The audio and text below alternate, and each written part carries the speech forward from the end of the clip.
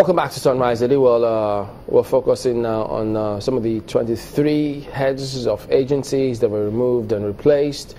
And we've got Joshua Iwoliko, legal practitioner and pension consultant, joins us this morning. Thank you for coming on today. Thank you. Well, you looked at those issues, but whilst many say that did comply with the laws, the regulations, because even those who they have nominated to replace those who are out, some of them, subject to Senate's confirmation, seems to be in order. Do you share that view? Thank you very much. No, I am basically, with regards to the removal of some of these people, especially, let me talk about the pension industry. The pension industry is regulated by the Pension Reform Act 2014. And everything with regards to the pension industry has been taken care of in that act. And the manner of appointment and removal of the executives of this commission has also been provided for in the Pension Reform Act. Section 19, starting from section 19 that deals with the appointment. Section 20 talks about the Senate confirmation of the DG, the chairman and all the commissioners. Then section 21 talks about removal. That is the only section that deals with removal.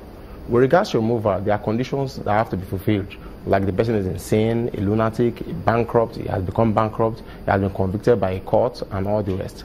The only power of the president in the Pension Reform Act is section 21(1)(h).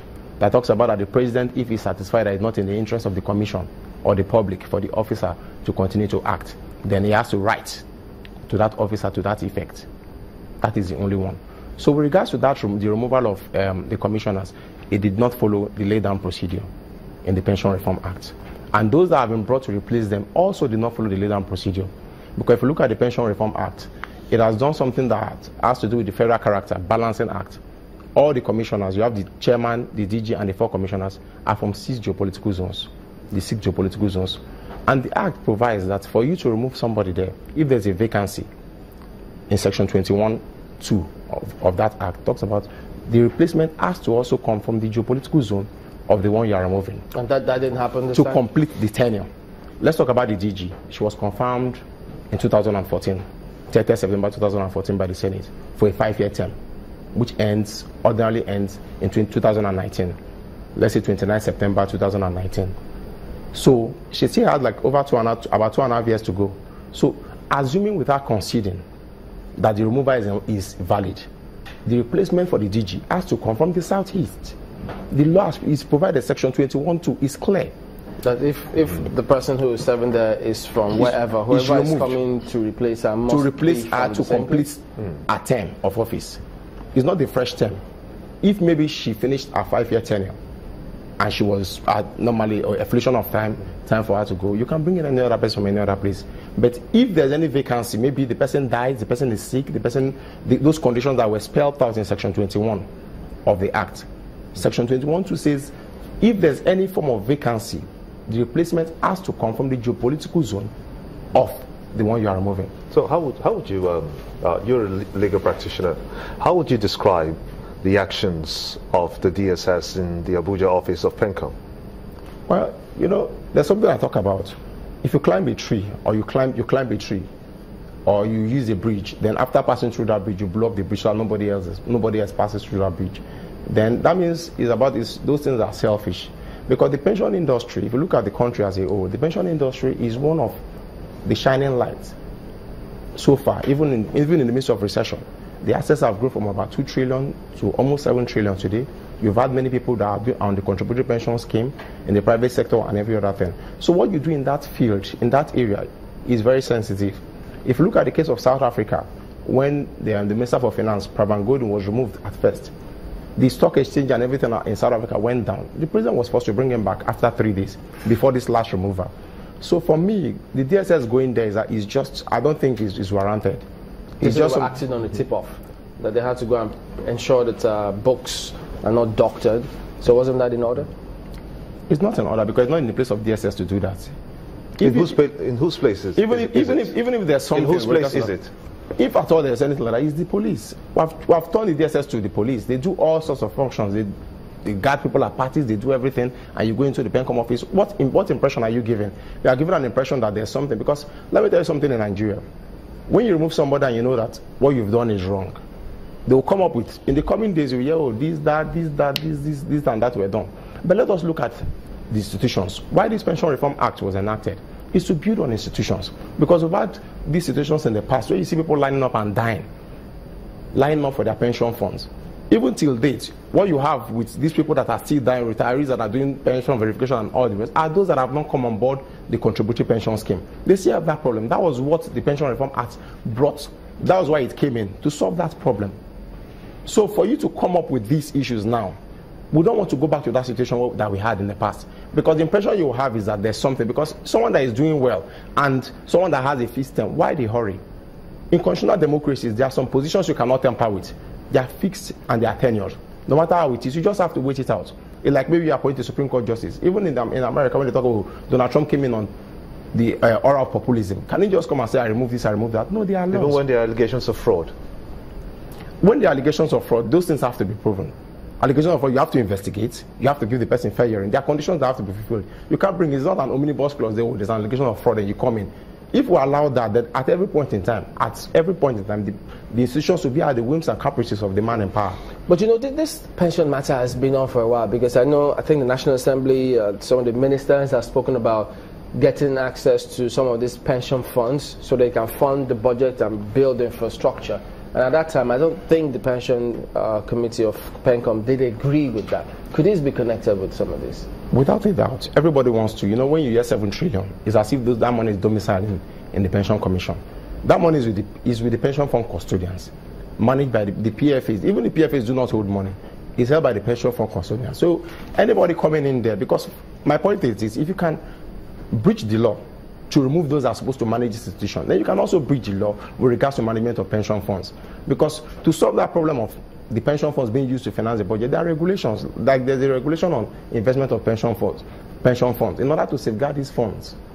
So for you to even finance infrastructure and other things, there are things you have to meet, conditions that have been spelled out. So is there a way of coming in to say, okay, let these regulations be relaxed for us to have access to these funds? But these funds are funds for over 14 million working Nigerians. Is it illegal then? Is it illegal for the government to want to use these funds to finance the budget? It's not illegal, but the Pension Reform Act provides for every ways pension funds can be invested. The regulation on pension, reinvestment of pension also provides for that. It's not in the place of government to say, give me the money, let us invest, give me the money, let us invest. No, that's not the way it works. Because if you allow that, then tomorrow, those monies, by the time people retire, people will not have access to these funds. So there are safeguards in place. And that is why the regulatory agency, you know, if you look at what Pencom has done, they've regulated this industry to an extent that you've not had a system where you see a collapsed PFA and people crying that their monies are lost, as you've had with banks, as you've had with several other institutions that we thought were well regulated. So why would change a winning thing at this stage? And the point again is this. With regards to the replacements that we're talking about, there are conditions spelled out in Section 19 of the Pension Reform Act. Section 19.5 talks about, for you to be any member of the commission should not even own shares. Should not own shares in a PFA or controlling shares in a PFA whatsoever. And Section 21 also provides that a ground for removal is somebody that owns shares in a PFA. So the DG, the present DG, the DG nominee, is the chairman of premium pensions. Is the majority shareholder. He owns premium pension. He started premium pension. So when you look at those areas, in 2 areas you've breached it. Why? So why are you in so much of a hurry to do these things? Because from my sources, no, you are not sharing money and nothing. That is the truth. Let us not be politically correct about it. I'm sorry, I didn't follow you there. You said sharing money. What does that mean? Money is not being shared from Pencom. And that's the reason why they're taking her out? These are part of the reasons. Nobody sits down in one place to say, let's just change the person. Can you prove that? With regards, I'm telling you my sources. Because the issue about this Pencom fund, okay, why there are other agencies, NESRA, they're statutory, some of them are not even statutory, they've stayed from 2013 till now, nobody has talked about them, then you go for this industry, because if you can go for Pencom, then tomorrow you'll go for CBN, next tomorrow you go for this. And another point I want to make is the issue of Section 171 of the Constitution. Because from what I also heard, my source, what I heard is, the removal is based on Section 171. Then if this removal is based on Section 171... Which is what, not subject to Senate confirmation? Not subject that, no, it says the president has the power to appoint SGF, chief of staff, then heads of extra-ministerial bodies. Pencom is not an extra-ministerial body, it's a statutory agency. Extra-ministerial bodies are the bodies like ecology office, which is not statutory. a president can appointment and removal is based on the whims and caprices of the president.